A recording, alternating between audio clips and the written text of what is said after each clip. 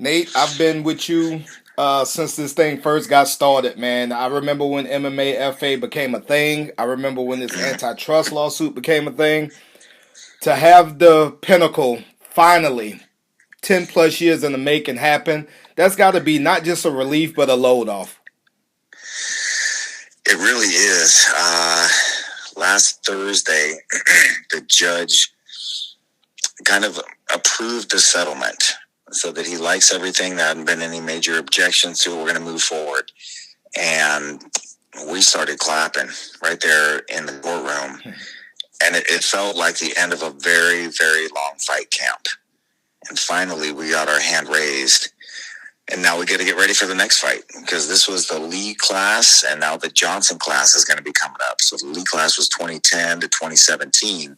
The Johnson class is 2017 onward. So as great as this has been, and I'm not kidding you, man, knowing that we get to split hundreds of millions of dollars between over 1,100 fighters, that is an amazing feeling. But then knowing that we get to jump right back into the ring with the Johnson case and really work to change the sport, because our goal from the very beginning was to hopefully get some monetary relief for the fighters that had been just horribly shortchanged. But then also we wanted to change the sport. The judge came out and said, look, none of you guys are fighting any longer. You can't really claim that you want to change the sport because no one in this class is still fighting. So if you want to change the sport, you got to do it in the Johnson class. And we said, we'll take that shot. So that's what we're planning on doing. You have been in the trenches of this thing from the outset. Why were you so passionate about this? I decided a long time ago, I'm going to do what I believe is the right thing. It may not be the popular thing.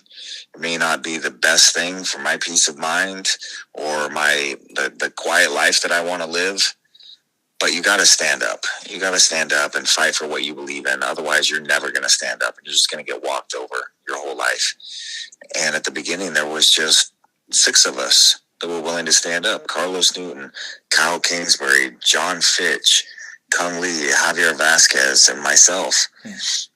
And we all said, let's take our shot. And we all lost jobs, commentary gigs, interviews, things where nobody would touch us because they didn't want to upset the UFC.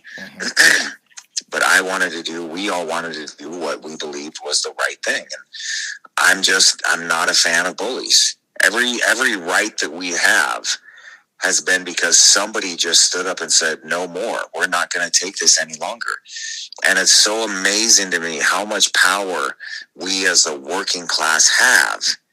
And yet we get so caught up in these culture wars, fighting amongst ourselves. We will argue about a $15 minimum wage being too high, but not one man having $400 billion being too much. It blows my mind. So when we have the opportunity to stand up and say with one voice, we're not going to take this, I've got to be a part of that. And if it takes me standing at the front, at the middle, at the back, whatever the case may be, I'm going to be there to lend my support simply because it's the right thing to do. Obviously, when you do something like this, you're not going to have everyone buy in. Did you have other fighters or managers or agents say, man, you crazy, let this thing go? Is drug on for long enough? And you just had to kind of resist that? I think one of the benefits of being raised in a doomsday cult was I had to, from a very early age, just stand by my beliefs. I'm no longer in that doomsday cult. I was finally able to break out once I widened my horizons and realized what the truth was. But it kind of gave me this inner strength that I'm going to do what I believe is the right thing to do, no matter what. Because I was raised a Jehovah's Witness. There's nothing better as a kid than someone in your classroom having a birthday party and bringing cupcakes. I would have to stand up and say, hey, I'm a Jehovah's Witness. I can't celebrate this. Can I go to the library? Wow. And I would have to do that in front of the class, and everybody would be there having their cupcakes, singing their songs, and I would be outside. I just knew, well, this is my life. This is how I was raised. This is how I'm going to be. So I think it kind of instilled in me this fortitude that I'm going to do what I think is the right thing. And I have had other fighters call me a sellout, call me a scab, claim that I'm doing this totally for myself. One fighter, Mark Hunt, said that his lawsuit is going to tear down the UFC and he's going to rebuild the entire world of the MMA scene. And me and my lawyers are the only ones getting paid from our class action lawsuit. And no matter what I said to him, he would not believe me. He just could not comprehend that I was actually doing something simply because it needed to be the right thing to do. And make no mistake, when I first sat down with the lawyers, I said, so what's in it for you and what's in it for me? I want everybody's motivations right here on the table so I know what's happening. Definitely. And the lawyer said, so we're going to fund this entire thing out of pocket. Could take years, 10, 12 years, which it did. We deserve to get all the money paid back. We're taking a big risk here. If we lose, we're out millions of dollars. We're going to take a third of the take. And I said, you know what? With all the risk that you're going through, we have lawyers that their careers would have been ruined if this case would have fallen through. Definitely. I said, all right, so you're going to take a third. I can deal with that. I can live with that. What's in it for me? And they said, well, your last fight was in, I think, April of 2010. The case starts in December of 2010. We're going to try to put you in with the identity class because the UFC had taken our likeness. They still sell videos of my fights, posters. They sell autographed posters for my title fight that are for sale for more than I got paid in that fight. They said, you may not get a dime because you're not in the class.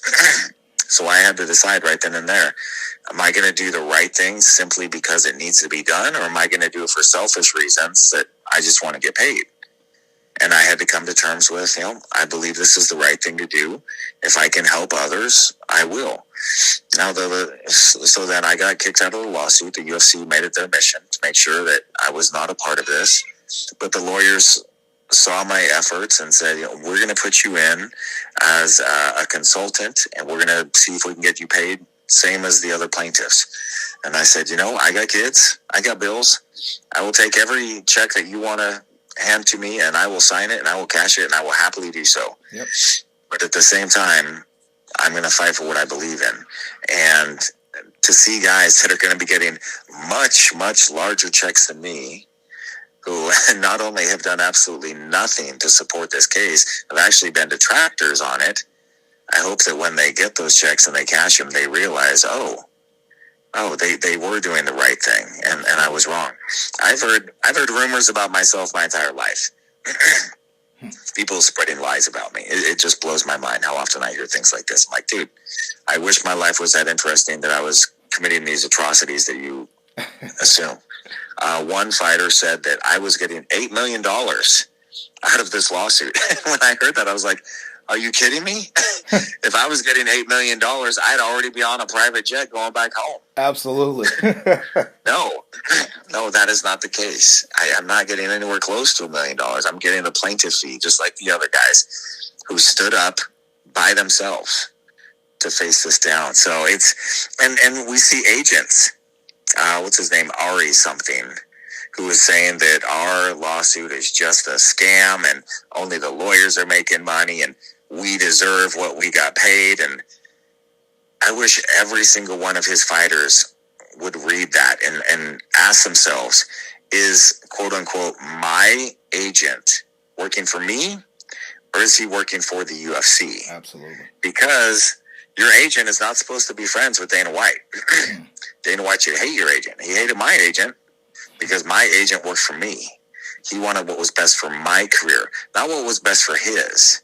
And it is so clear when you see an agent, and I even tweeted back when I had a Twitter account, I tweeted at this Ari and said, so of course you're obviously going to come out in support of the Ali Expansion Act, which then means that the fighters have control and not the promoter, right? So of course he doesn't respond to anything like that because we know what their game is. They're kissing up to the UFC, to the promoter, so their fighters will get the fights, their fighters will get the sponsorships, and they'll make more money than somebody else who's actually trying to work for their client and do what's best for them. And once again, this is one of those working class people fighting amongst themselves for the scraps from the ruling class. Where if we had the Ali Expansion Act and we had actual competition for the fighters and it wasn't monopolized, it wasn't monopsonized, then he, as an agent, his pay would skyrocket. Because now instead of saying, oh yeah, my guy will, you got somebody that's going to fight for the title for $1 million? Well, shoot, my guy will fight for it for $750. Instead of being in a reverse auction, he would say, are you kidding me? You're offering me $5 million? No. We're going to go over to Mark Cuban's organization. We'll take 10 from there. Definitely. But they're so short-sighted. They're thanking their captor for the crust of bread. That's a great point.